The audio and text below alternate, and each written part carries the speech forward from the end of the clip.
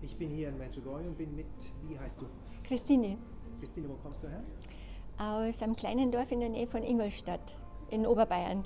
Und wann hast du das erste Mal von Medjugorje gehört und was hast du gedacht, als du davon gehört hast? Das kann ich gar nicht mehr genau sagen. Das muss auf alle Fälle länger als 25 Jahre sein, weil ich vor 20 Jahren das erste Mal da war. Und jemand aus unserer Gemeinde, der ist regelmäßig nach Medjugorje gekommen. Ich sag mal so, müsste vielleicht sagen in den 90er Jahren, dass er angefangen hat, könnte ich auch falsch liegen. Aber also der ist schon ganz lange nach Medjugorje gefahren und der hat uns dann immer voller Begeisterung erzählt, wenn er wieder nach Hause gekommen ist. Und ehrlich, ich habe mir gedacht, ugh, would you please stop? Es war, It's too much, oder? ja genau, zu viel, es war wirklich zu viel. Und dann, als ich vor 20 Jahren ungefähr das erste Mal da war, habe ich wirklich Abbitte leisten müssen, weil man kann es nicht erklären. Man muss wirklich einmal hier gewesen sein. Man kann es niemandem erklären, wie wunderbar das ist. Und dann habe ich in Gedanken ganz oft um Verzeihung bitten müssen, dass ich wirklich so wenig Geduld gehabt habe. Aber ja. Unbelievable. Und aber was hat du hast ja gesagt, das ist too much. Warum bist du dann hergekommen? Also da war ein ziemlich großer Zeitraum dazwischen, da wo uns also Martin das erzählt hat, da war ich glaube ich nur eher, ich weiß nicht mehr genau, vielleicht Jugendlicher. Und dann habe ich lange Zeit hab ich nichts gehört von Medjugorje, hin und wieder mal, wollte aber eher nichts damit zu tun haben aufgrund dieser Erfahrung. Das war mir einfach alles zu viel. Und ich weiß nicht mehr genau, was der Auslöser war, dass ich dann vor gut 20 Jahren gesagt habe, so und jetzt fahre ich einfach mal mit. Aber wie gesagt, ich kann mich nicht mehr erinnern. Was ist passiert dann hier, dass du sagst, man kann das nicht erklären, was es ist? Was war es für dich das erste Mal, als du da warst? Also man kann spüren, dass Jesus da ist. Und das ist schwer zu beschreiben. Ich meine, wir haben alle die Geschichte gekannt, die haben wir dann auch im Bus auf dem Weg hierher, hat das Pfarrer Bräutigam erzählt. Aber dieses Gefühl, wenn man dann, wenn man da ist und wenn du in der Kirche bist, die Anbetung ist das, was mich immer am meisten berührt. Es ist wirklich, das Gefühl habe ich hier in dieser Kirche. Die Kirchentür öffnet sich, du gehst rein, man sieht das Allerheiligste Sakrament im Tabernakel und ich habe das Gefühl, ich trete in die geöffneten Arme Jesu. Das ist unbeschreiblich. Und dann sind die Menschen, die alle da sind, aus dem gleichen Grund da. Sie wollen Mutter Gottes singen, sie wollen am Herrn nahe sein und das ist im Vergleich zu dem, was man gewöhnlich zu Hause erlebt, ganz anders und wunderbar. Wunderbar. Zu Hause ist eher das Gegenteil. Und was gefällt dir am besten hier in Medjugorje? Die Anbetung. Und du hast eine Gotteserfahrung gemacht hier, dass du näher gekommen bist, irgendeine Gnade, irgendein Geschenk bekommen von ihm?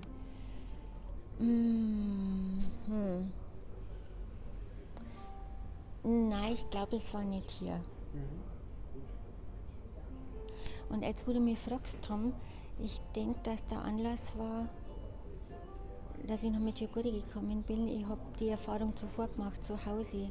Was ist passiert? Ich habe 4 Kinder. Eines davon ist nicht, also haben wir nicht kennenlernen dürfen. Das ist vor der Geburt schon verstorben. Und ich habe das lange Zeit ganz tief in mir begraben und Mai war halt so. Und dann habe ich um 2099 muss es gewesen sein, war ich auf Heilungsexerzitien bei einer indischen Schwester, die sich damit halt viel beschäftigt. Bei welcher Schwester, wie ist die? Schwester Usha, Mary Usha, kennst du sie? Nein, ich kenne Schwester Margarita Malapila. Nur vom Namen her, Schwester Mary Usha. Und wir haben Gelegenheit gehabt, dass wir zusammen, also wie sagt man, ein One-on-One-Talk, also ein Gespräch unter 4 Augen. Und ich sollte mich vorstellen und habe das gesagt. Damals hatte ich 2 Töchter und die Lea, die nicht geboren war, ich habe zu ihr gesagt, ich habe 2 Töchter. Und sie sagt, ohne mich sonst weiter zu kennen, sagt, sind das alle ihre Kinder.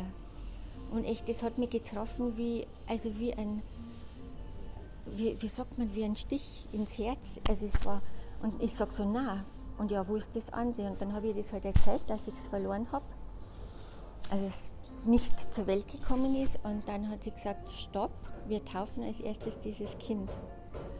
Und dann, ich hätte schon wieder alle möglichen Ausreden gefunden. Oh, ich weiß ja nicht, was das war. Und so, nein, the first name that comes into your mind. Okay. Und dann also ich war mir sicher, es war ein Mädchen, Tom. Ich habe sie Lea getauft.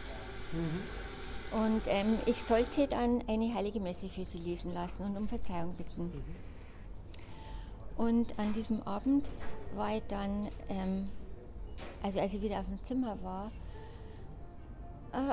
es war jetzt nicht so ganz einfach für mich. Ich habe sehr viel geweint um sie, weil ich halt irgendwie sie so in eine Ecke gestellt habe oder vergessen schon fast habe.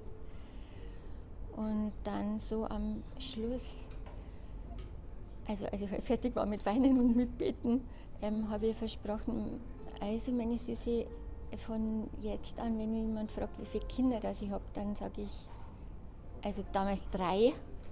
Damals waren nur die Mädchen da, der Simon ist sehr viel später gekommen, dann sage ich nicht 2 Töchter, sondern 3. Du gehörst zu mir. Und ehrlich, Tom, das war wie so für einen kurzen Moment, wenn so ein kleines Kind, so ein helles, glückliches Kinderlachen. Das glaubt mir wahrscheinlich niemand, aber es war echt genauso, nur ganz kurz. Und ich doch, ja.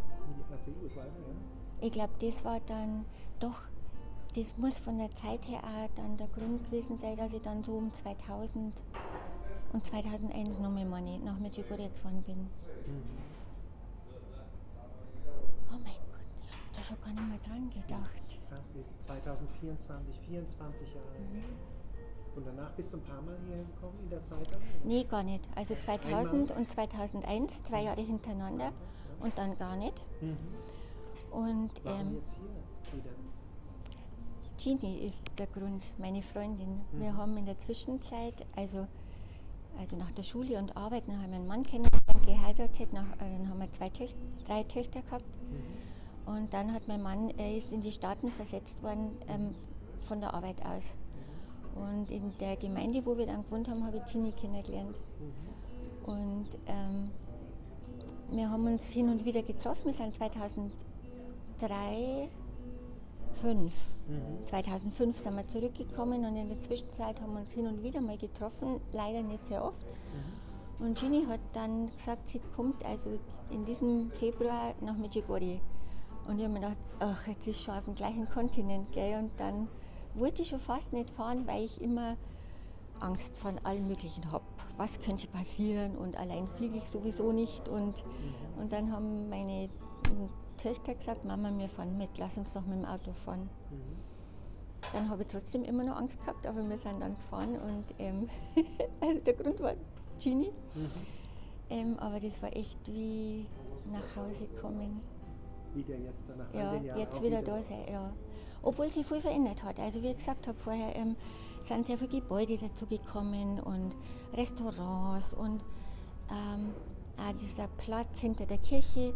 Wenn viele Menschen waren, war man nicht in der Kirche für die Messe, sondern außen. Der war damals nicht gepflastert, der war nur Sand und ein bisschen Steine, Kiesel und so. Auch der Rosenkranz, der lichtreiche Rosenkranz, der da den Weg entlang gestaltet ist mit diesem Mosaik, das war auch noch nicht da. Aber macht nichts. Ich meine, die Kirche, das ist so als Zentrum und der Garten, wo die Statue ist, die aus Metall ist. Der Risen Christ, in Deutsch sagt man der wiederaufgestandene Jesus. Genau. Ja. Das ist auch anders geworden. Das hat sich am wenigsten verändert. War die Statue damals? Die Statue war da, aber es war ein Garten, es war sehr viel grün, erinnere ich mich, und mit Gras und so. Und vielleicht 2, 3 so kleinere Bänke. That's it, nicht mehr. Nicht wie jetzt die Infrastruktur alles schön. Nein. Macht aber nichts. Die Veränderungen sind zwar manche schon groß, aber das ändert nichts an der Tatsache, dass der Herr überall der gleiche ist und dass diese prägnanten, sagt man, Punkte, gell, die Kirche und diese Statue, der Garten mit dieser Statue, dass die immer nur der gleichen sind. Und du warst immer katholisch, nie gezweifelt, nie irgendwie, wie war das für dich der Weg? Ja, also ich bin katholisch getauft und in einem katholischen Elternhaus aufgewachsen. Und natürlich sind wir als Kinder zur Sonntagsmesse und einmal unter der Woche in die Schülermesse gegangen, weil unser Herr Pfarrer hat großen Wert drauf gelegt. Bei uns auch Unterfranken genauso, Schülermesse Mittwoch, 16 Ja, Uhr. nicht, don't miss it. Genau, Dienstag. Und du? Das ist Mittwoch 16 Uhr. Mittwoch 16 Uhr. Aha. Und ich bin dann, habe auf eine katholische Mädchenschule wechseln können und da haben wir im Religionsunterricht einen katholischen Priester gehabt, der halt da von der Stadtpfarrei aus für uns zuständig war. Und ich weiß nicht mehr so genau, ich glaube, es war in der 5., 6. Klasse. Wir haben so die Weltreligionen durchgenommen und irgendwann sagt der Herr Pfarrer so, ja, also jetzt in meinen Worten, wir wissen ja gar nicht, ob der christliche Glaube der richtige ist. Das meinen wir heute. Und das hat mich echt irgendwie in so eine richtige Glaubenskrise gestürzt fast, weil ich mir gedacht habe, wenn nicht einmal der Herr Pfarrer das weiß oder überzeugt ist davon, ja wer dann, wo gehe ich denn dann hin? Und ich bin mir jetzt nicht sicher, ob ich es vom zeitlichen Ablauf her richtig auf die Reihe kriege, aber es war danach auf alle Fälle. Ob jetzt ein halbes Jahr oder einen Monat später, weiß ich nicht mehr genau. Wir waren in der Mittagspause mit Freunden in der Fußgängerzone unterwegs und haben gut gekleidete junge Männer getroffen. Also die waren alle schwarze Hose, weißes Hemd und die haben so, wie sagt man, so Aufstellwände oder so Plakate gehabt und ein bisschen Flyer und haben uns angesprochen und ja, ob sie sich unterhalten können und wir haben nichts anderes zu tun gehabt, ja, sure, why not? Und hat sich herausgestellt, also sie gehören zu den Mormonen und haben uns halt dann uns gefragt, wie es uns geht und wir haben uns gut unterhalten, haben so ein bisschen einen Flyer gekriegt und eine Adresse. Damals hatten die wohl ein Büro in Ingolstadt oder einen Raum, einen Versammlungsraum. Und die Adresse so quasi, wenn du Lust und Zeit habt, kommt einfach vorbei. Und ich habe das dann gemacht. Also ich bin hin zu dieser Adresse, die war gar nicht weit weg von unserer Schule. Und man muss dir vorstellen, Tom, das ist wie in so einem Häuserblock mit ganz viel Fenster und da war eine Tür mit ganz viel Klingeln. Und ich bin echt davor gestanden und habe diese Klingel gesucht und habe nur gezögert. Und irgendwann war mir dann so, als ob jemand neben mir steht und sagt, warum bist du überhaupt da? Und in dem Moment musste ich mir eingestehen, das war nicht, weil mich der Glaube der Mormonen so fasziniert hat, sondern das war einfach nur, weil die jungen Männer da waren und die waren total cool und nett und die haben uns ernst genommen und dann bin ich wieder gegangen. Ich habe nicht geklingelt, ich habe mich umgedreht und bin gegangen. Und nachdem ich da ungefähr so, ich sage mal 13, 14 war, 77, 80 rum, 80, 82. Und dann, bis ich das Erlebnis mit meinem ersten Baby hatte, da war nur eine ziemlich lange Zeit dazwischen. Aber bis dahin, ja, ich denke, ich war halt so ein Sonntagschrist. So. Man geht am Sonntag in die Messe, vielleicht nochmal zu einem Requiem, wenn jemand verstorben war. Ja, schon mal zur Beichte, 2-3 Mal im Jahr. Und ja, aber das war's eigentlich. Dann habe ich meinen Mann kennengelernt, wir haben kirchlich geheiratet.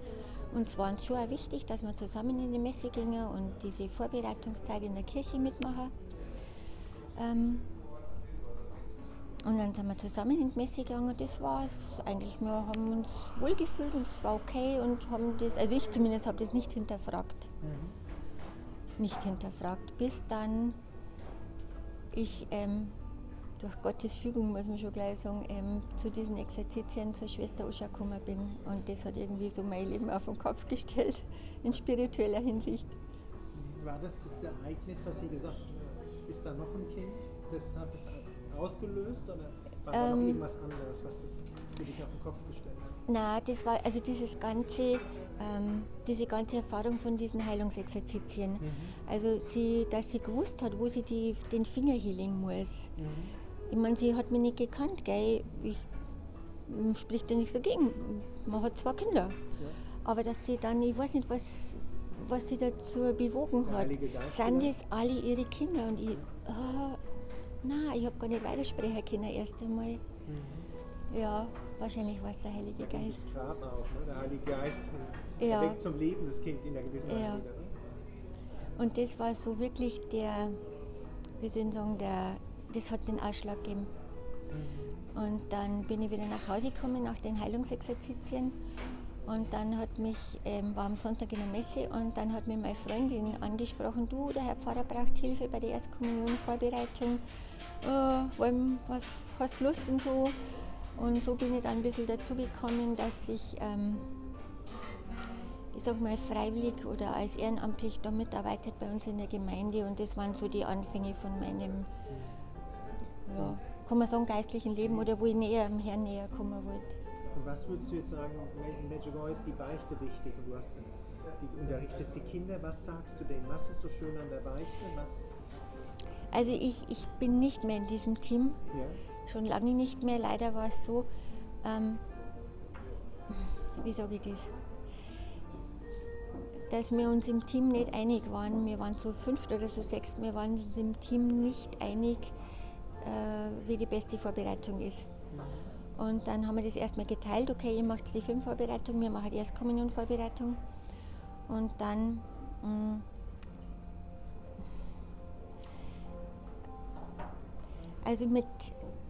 wie sage ich das, Tom, das ist, sagen wir mal so, wir hatten dann eine andere Vorstellung als unser Herr Pfarrer.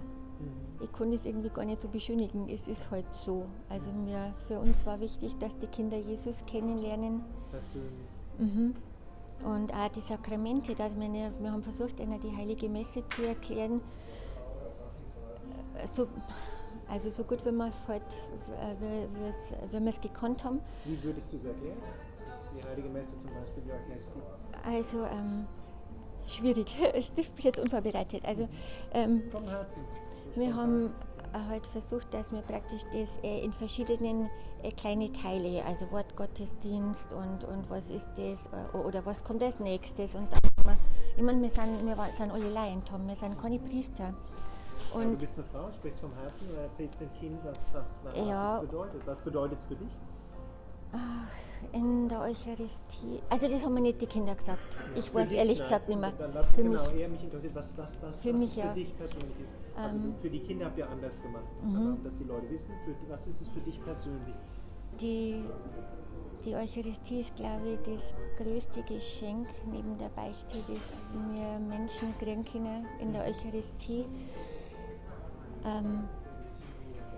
wird der Herr gegenwärtig. Also da kommt der Herr direkt zu uns. Und das ist schon bei der Wandlung.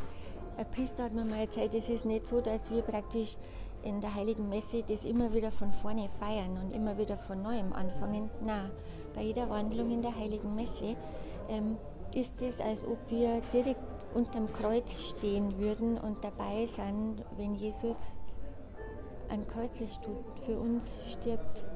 In dem Moment hat er uns erlöst. Er hat uns gerettet. Und ich lese nicht mehr so viel wie früher. Ich lese sehr gerne, aber ich kann mir schlecht Sachen merken. Ich weiß nicht mehr, wo ich das gelesen habe, dass Jesus hat mir zu einer Heiligen gesagt. Ich glaube, es war eine Heilige. Schwester Faustina vielleicht. Ich bin mir nicht sicher.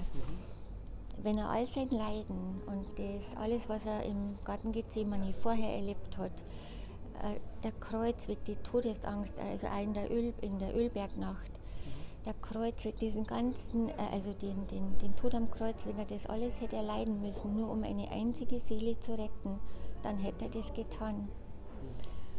Und da muss ich manchmal drüber nachdenken, wie groß muss die Liebe sein, die der Herr für uns hat. Ich merke echt, Tom, wie mein Hirn so da an seine Grenzen kommt. Das geht nicht weiter. Ich versuche immer wie so eine Tür aufzumachen und da durch, geht nicht. Kann ich mir nicht vorstellen. Ja, du spürst die auch, die ist da, oder? Diese Liebe ist für uns da, oder? Ja. Und wie kann man die erfahren? Es sind viele Menschen, die sind verzweifelt, die würden die gerne erfahren. Was würdest du denen als Ratschlag geben? Wie können sie diese Liebe von Gott, dem Vater, viele denken, Gott der Vater ist ein alter Mann mit einem weißen Bart, der ist jähzornig und wartet, dass er uns in die Hölle schicken kann und ist happy, geschafft wieder ein. Na. Das ist nicht so. Wie ist er für dich? Wie hast du ihn erfahren? Ehrlich, wenn wir die allerheiligste Dreifaltigkeit anschauen, ist Jesus derjenige, der, ich denke an ihn als erstes, wenn ich in der Früh aufstehe, und er ist mein letzter Gedanke, wenn ich am Abend ins Bett gehe. Und ich habe eine Zeit lang ein bisschen Schwierigkeiten mit Gott Vater gehabt. Hängt damit zusammen, dass ich mit meinem eigenen Vater ein bisschen, wie soll ich sagen, also er ist sehr streng, er war sehr streng zu uns. Heute bin ich im Nachhinein fast dankbar, wir haben gewisse Werte mitgekriegt. Und als Kind habe ich es nicht verstanden. Heute weiß ich, oder haben wir dann später darüber gesprochen, wie er selber aufgewachsen ist. Ich habe meinen Großvater noch kennenlernen dürfen und aus Erzählungen von Tanten und Onkeln, wie mein Urgroßvater war. Und ehrlich, Tom, wenn ich das gehört habe, ich wundere mich, dass mein Papa da heil rausgekommen ist. Also das war eine ganz andere Zeit. Mein Großvater ist Jahrgang 1915, mein Urgroßvater 18 irgendwas, 90, was weiß ich weiß nicht genau, oder 80. Da hat ein ganz anderer Erziehungsstil geherrscht. Und ja, wie gesagt, als Erwachsener kann ich verstehen, warum der Papa halt, oder warum er gewisse Sachen so gemacht hat oder gewisse Dinge gesagt hat. Das habe ich als Kind nicht können. Und in dem Moment, wo ich meinem Vater echt vergeben können oder es verstanden habe, ist das mit Gott Vater irgendwie,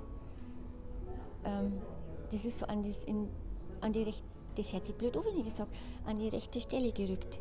Also ich meine, er ist immer an der rechten Stelle gewesen, aber so für mich in meinem Inneren war das irgendwie alles ein wenig so durcheinander. Und ja, Gott Vater ist schon auch da und der Heilige Geist auch, aber ich gehe zu Jesus. Also Jesus ist irgendwie so der Vermittler. Ja, ich denke, Jesus ist sowas wie meine große Liebe. Also er steht an erster Stelle. Gleich danach kommen meine Kinder, mein Mann oder mein Mann und meine Kinder, je nachdem, wer mich mehr braucht in dem Moment.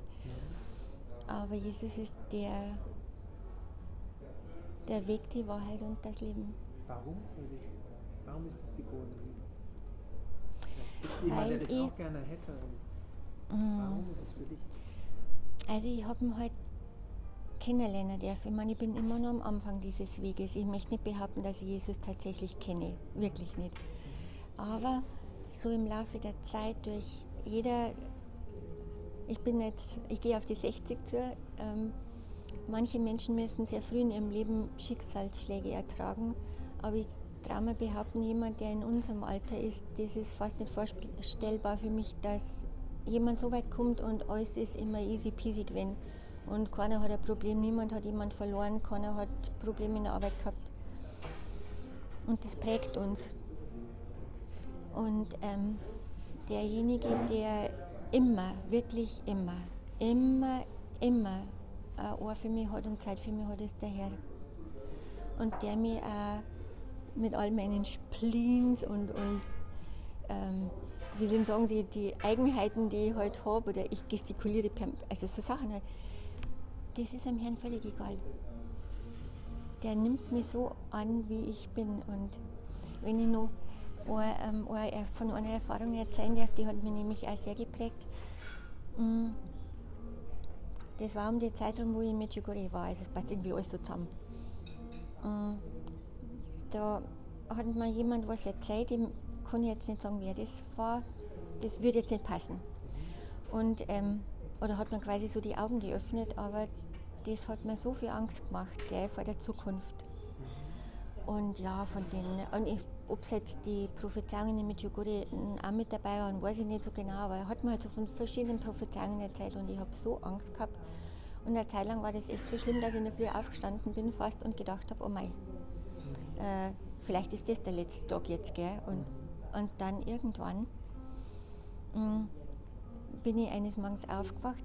Nein, falsch. Wir haben, als wir geheiratet haben, von meinem Schwiegervater, der hat ein Holzkreuz selber geschnitzt. Also so ein Kreuz und da war ein Korpus dran. Und das hängt bei uns im Schlafzimmer. Und das, wenn ich aufstehe, das ist mein Blick fällt als erstes auf das Kreuz. Also, beziehungsweise doch auf das Kreuz. Und dann habe ich eines Nachts geträumt, dass Jesus von genau diesem Kreuz herabsteigt, mich in die Arme nimmt und sagt, du brauchst überhaupt keine Angst vor dem Tod haben, ich liebe dich. Und ich kann jetzt im Nachhinein das Gefühl natürlich nicht beschreiben, Tom, aber ich habe dieses Gefühl seitdem nie wieder erlebt. Nicht von meinen Kindern, nicht von meinem Mann.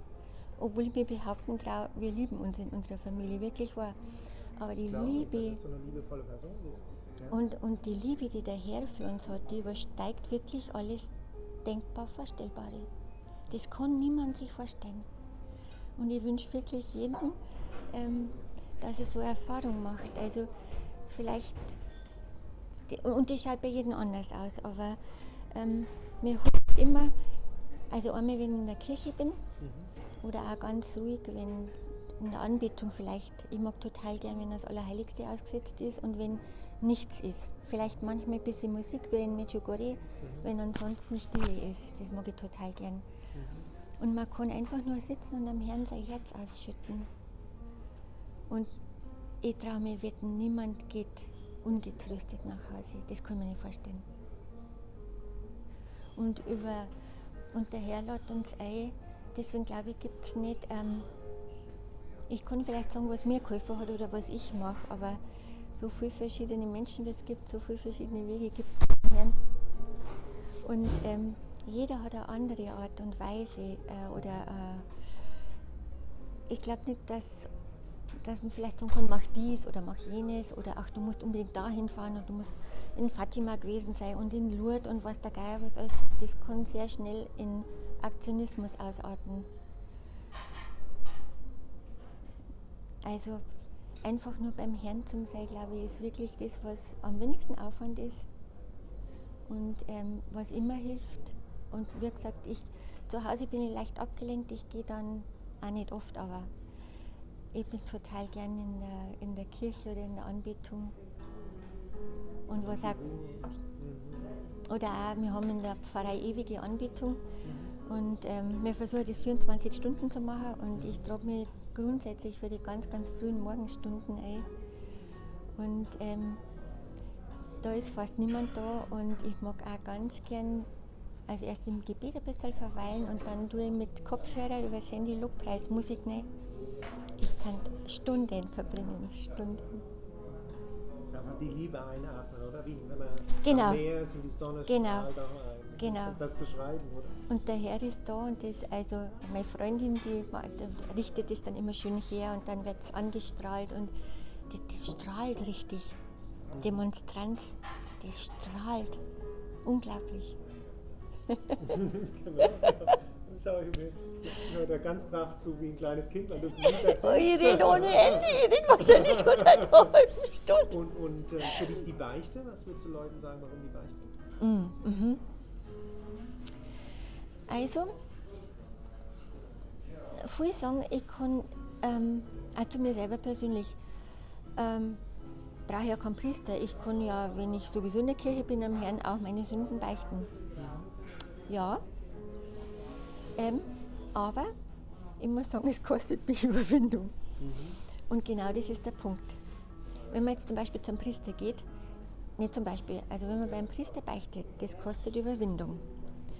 Und mein Beichtvater hat das so erklärt, dass unser Gewissen, das ist wie ein scharfkantiges Dreieck, das sich dreht in unserem Innern. Und wenn wir sündigen, dann so ist, hoffentlich kriege ich das jetzt hin, ein scharfkantiges Dreieck. Und wenn wir sündigen, dann dreht sich das in unserem Innern und du merkst das. Also wenn eine scharfe Kante dir irgendwo vorbeifährt, du merkst das. Wenn wir länger nicht zur Beichte gehen, dreht sich das Dreieck zwar weiter, aber die Ecken, die runden sich mit der Zeit und du merkst es nicht mehr. Und irgendwann schleicht sich das dann ein, ja, ist ja nicht so schlimm, ich habe niemanden ermordet und ich habe nichts geklaut und ja, geht schon. Und das ist das Gefährliche, weil wenn unser Gewissen nicht mehr intakt ist und wir nicht mehr das Gefühl haben für Sünde, dann verlieren wir auch, wie soll ich sagen, die Feinfühligkeit, dass wir nicht beleidigen, und zwar durch jede Sünde. Und in der Beichte wird praktisch dieses Dreieck wieder scharf gemacht. Also nicht von mir, ist von meinem Beichtvater, eine Seele von Mensch.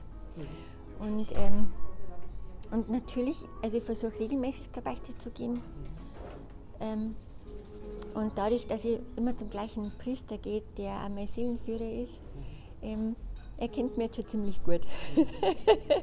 Und deswegen ist es super peinlich, wenn ich Sachen ganz oft beichten muss oder manchmal auch die gleichen. Das passiert einfach, das sind unsere Schwächen. Oder ich muss dann manchmal kriege ich so Aufgaben, gell, wir besprechen das. Also er sagt nie, du magst jetzt das, nö. Also er würde vorschlagen so und dann kann ich sagen ja oder nein, kriege ich gerade nicht auf 3, weil. Also und wenn dann muss ich aber oft einmal beichten, das habe ich jetzt nicht geschafft oder ich soll sprechen mit jemandem oder ich soll zu jemandem hingehen um Verzeihung bitten, was ich absolut nicht über die Lippen gebracht habe. Das bringe ich ja dann das nächste Mal wieder in die Beichte und es ist echt auch schon vorgekommen, dass ich Sachen nach dem 3. Mal habe mir gedacht, also ein 4. Mal kann ich es jetzt nicht nochmal in die Beichte bringen und dann habe ich mir ein Herz gefasst und bin noch hier und habe das gemacht. Und in dem Moment, also ein Priester, der vor dir sitzt und die Stuhl tragt, ob noch andere Sachen wichtig sind, weiß ich jetzt nicht, der handelt in persona Christi. Das heißt, es ist das Gleiche, als ob Jesus da sitzt. Und nur der Herr kann die Sünden vergeben. Das kann ja nicht mir selber tun. Oder wenn ich zu meiner Freundin gehe und sage, naja, oder ach, und sie meint, naja, es ist schon nicht so schlimm oder so. Das geht nicht. Nur der Herr kann die Sünden vergeben. Und jede Sünde, die nicht vergeben worden ist, weil also jetzt wir zum Beispiel nicht gebeichtet haben oder nicht um Verzeihung gebeten haben, die lastet auf uns. Und das wird mit der Zeit so ein großer Ballast, den man rumschleppen muss mit sich selber. Und was ist dann, wenn wir mal sterben? Dann stehen wir vor dem Herrn und dann, weiß ich nicht, muss ich dann Rechenschaft ablegen für all das? Und wie erkläre ich das dann, dass ich während meines ganzen Lebens nicht einmal im Jahr Zeit gehabt habe, zur Beichte zu gehen? Oder was sage ich dann? Nicht einmal am Sonntag habe ich Zeit gehabt, die Heilige Messe zu besuchen. Und du kennst bestimmt den Film, Tom, von Mel Gibson, The Passion of Christ. Und ich habe mir gedacht, Vorurteil natürlich wieder, wie ich das ganz oft habe, ich habe meine Sachen da drin. Oh mein Gott, also Mel Gibson, dann denke ich an Braveheart, was will denn der? Was fällt dem ein, einen Film über Jesus Christus zu machen? Wieder jemand, den ich um Verzeihung bitten musste, gell? Weil, also das hat mir nochmal bis dahin habe ich Schwierigkeiten mit einem schmerzhaften Rosenkranz gehabt. Das ist mir so schwer gefallen und ich habe mir echt gedacht, nee, oh, gut, dass er fertig ist. Hat sich geändert? Nein. Also ich bin mir sicher, der Film, in meinen Augen ist er super gemacht, ich habe keine Vergleichsmöglichkeiten, aber dieser Film trifft auch noch ansatzweise das, was der Herr wirklich erlitten hat. Und wenn ich an das denke, oder halt an das denke, was er für uns erlitten hat, und dann denke ich mir oft, wie undankbar bin ich und gehe zur Heiligen Beichte, mache immer das Gleiche, bin oft einmal wegen jeder Kleinigkeit ärgerlich mit meinem Mann oder mit den Kindern oder pfeift die Kinder an für nichts. Wir haben so viele Geschenke gekriegt vom Herrn und die liegen da oder die werden uns angeboten und wir nehmen es nicht. Und was sind für dich diese Geschenke? In allererster Linie die Sakramente, die Heilige Messe, die Taufe. Da muss man die Taufe anfangen, weil durch die Taufe sind wir Kinder Gottes geworden. Stell dir mal vor, Kinder Gottes. Wir sind ausgewählt worden, wir dürfen Kinder Gottes sein. Ja, Genau, wir waren bei den Geschenken, also die Sakramente, der Erstkommunion, die Firmung und auch die heilige Beichte. Also meine Erstkommunion und Firmung ist ja was man einmal empfängt und auch Sakrament glaube ich, spenden sich die Ehegatten gegenseitig einmal. Aber Sakrament, also der Eucharistie, also die heilige Kommunion empfangen darf und die heilige, und zur Beichte gehen kann, die heilige Messe, das kann ich jeden Tag. Jeden Tag kann ich das haben. Das ist echt eines der größten Geschenke. Und dann habe ich festgestellt, auch so Begegnungen. Manchmal, wenn man so mit offenen Augen, mache ich nicht immer, mit offenen Augen durch die Welt gehen. Wirklich nicht. Kommt drauf, wie es mir gerade selber gut oder schlecht geht. Aber wenn man so mit offenen Augen durch die Welt geht, ich habe echt das Gefühl, Tom, der Herr, der macht lauter so, platziert so kleine Geschenke entlang von unserem Weg und wir brauchen nur stehen bleiben und die aufheben oder manchmal nicht einmal das. Das kann jemand sein, der einem ein Lächeln schenkt oder der einige Jahre her, da habe ich mich abgemüht am Supermarktparkplatz. Ich habe nicht sehr viel Kraft, aber ich wollte halt diese Wasserkisten, ich habe Glasflaschen gekauft und wollte halt diese Getränkekiste ins Auto hieven und dann kommt hinter mir jemand her und sagt, oh, kann ich Ihnen behilflich sein? Und ich drehe mich um, es ist ein Familienvater, der hat Zwillinge dabei gehabt, 2 kleine Mädel. Die Kinder haben völlig fasziniert an den Papa angeschaut und ich, oh, das war super cool, danke, gell? Und dann, also der Mann tut mir diese Kisten ins Auto und ich habe mich nochmal bedankt und dann sage ich zu den Mädels, ihr habt einen voll coolen Papa, irgendwie so. Ich sage das, Tom, die Kinder haben das Grinsen angefangen, das war wie wenn die Sonne aufgeht. Das war so süß, so süß. Das sind so viele so Kleinigkeiten oder jemand, der anderen Person im Rollstuhl einfach mal schnell über wie sagt man, Bürgersteig, Randtor aufhält, der die Tür aufhält oder die nicht dir ins Gesicht schmeißt. Einmal ich erinnere mich noch, ich war nach der Messe noch ein bisschen länger in der Kirche und dann kommt eine junge Frau zu mir her und dann sagt sie zu mir, ich habe da einen Gutschein von irgendeinem Sportgeschäft, weiß nicht mehr, ob ich den brauchen kann. Und ich so, wieso? Ja, weil sie hat irgendwie gerade alles gekauft und sie weiß jetzt gar nicht so, was sie anfangen kann und es waren irgendwie so 10-20% oder so, wenn man den abgibt da.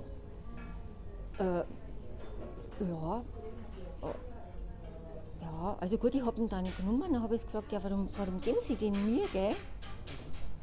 Und sie hat dann gesagt, sie hat sich vorgenommen, wenn sie eine Person unter 60 in der Kirche sieht, die kriegt den.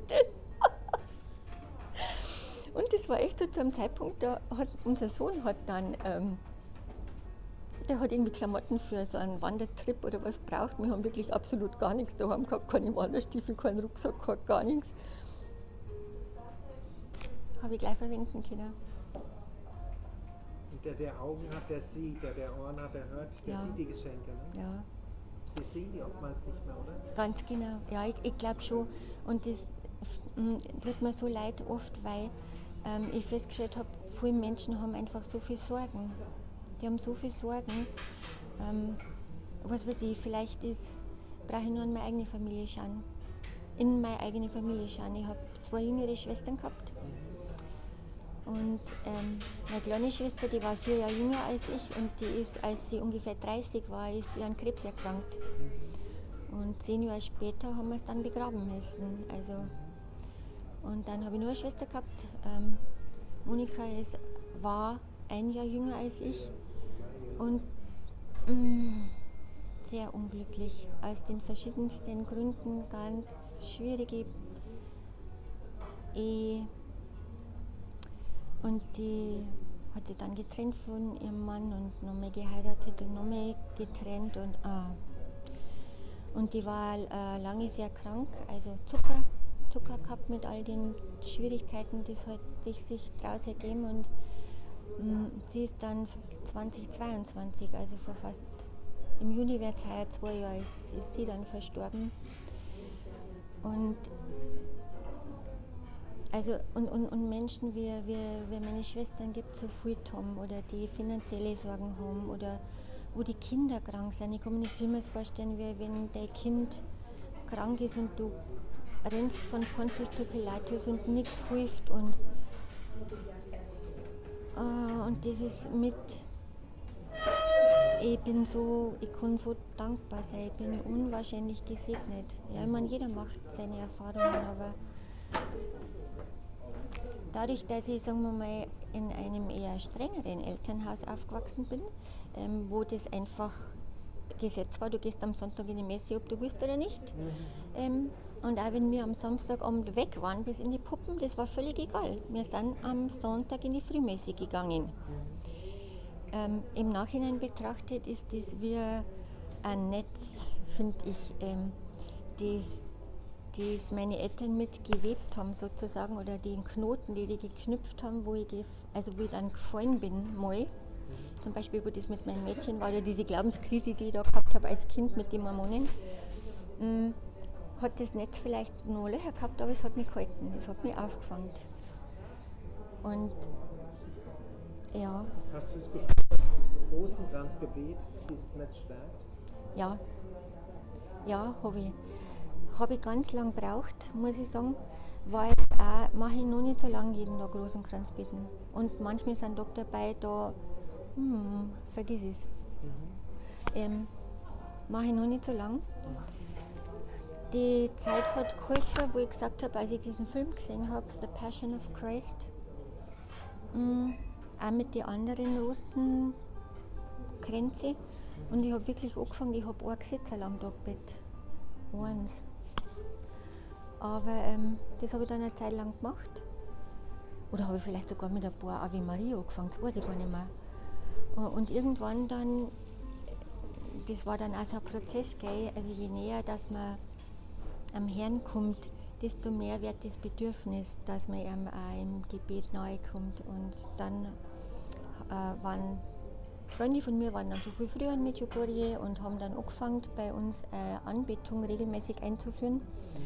Und das war dann immer, es ist jetzt noch, Mittwoch und Freitag von 8 bis 9 Uhr haben wir immer, also Anbetung vor dem ausgesetzten Allerheiligsten, immer mit Rosenkranz. Am Mittwoch beten wir die laretanische Litanei, am Freitag ein Kreuzweg.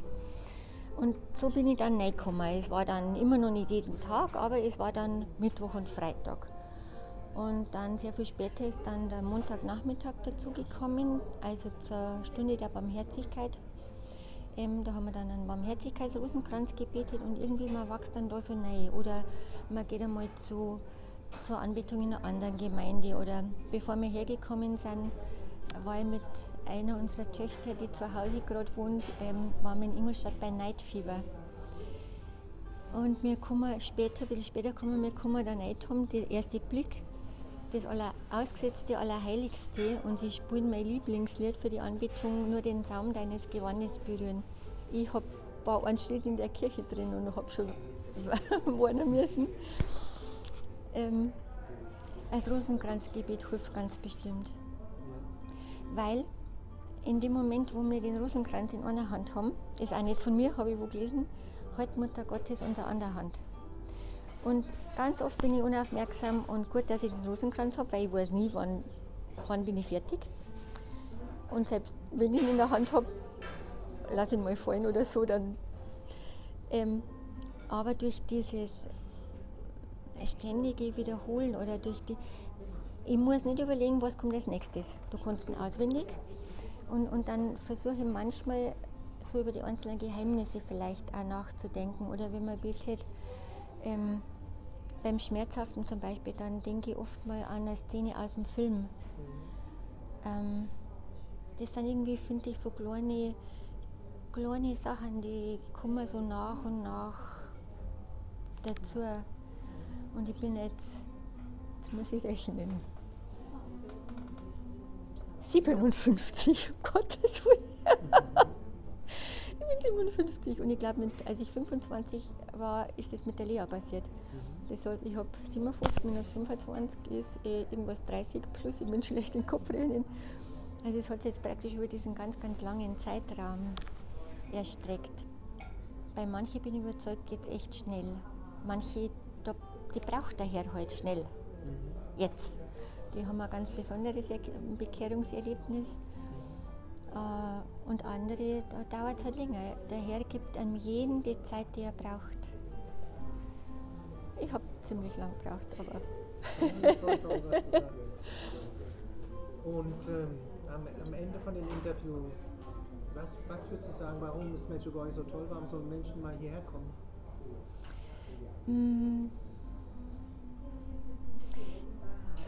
Weil ich glaube, dass hier in Medjugorje die Anwesenheit vom Herrn und die Anwesenheit der Mutter Gottes greifbar ist. Also ich bin noch nie bei Erscheinung dabei gewesen, ich bin immer irgendwie zu spät, zu früh oder sonst wie, aber Mutter Gottes, so war's. Bei dem letzten Mal, als ich in Medjugorje war, hätten wir die Möglichkeit gehabt, bei Erscheinung dabei zu sein, aber die Frau, ich weiß nicht mehr, wer es war, hat gesagt, also es ist nur begrenzt Platz. Und zur gleichen Zeit war die Heilige Messe. Und Mutter Gottes hat gesagt, wenn ihr wählen müsst zwischen der Heiligen Messe und bei ihr zu sein in der Erscheinung, immer die Heilige Messe. Immer. Und wir sind in die Heilige Messe gegangen. Ich weiß nicht, ich denke, der war überlaufen, das waren ganz viele da, aber ich habe nicht das Gefühl, dass ich was vermisst habe. Und heute in der Früh beim Frühstück ist jemand, ein anderer aus unserer Gruppe, der hat in den USA bei einer Erscheinung dabei sein dürfen, als ich glaube Maria dort war. Ich war zu Tränen gerührt, Tom. Also zum Singen, wie der James das halt nochmal erzählt und unglaublich. Man muss nicht unbedingt dabei sein. Es können auch gar nicht alle Menschen immer bei Erscheinung dabei sein, aber das finde ich das Besondere an Medjugorje. Einmal die vielen Menschen, die da sind, die alle aus dem gleichen Grund kommen.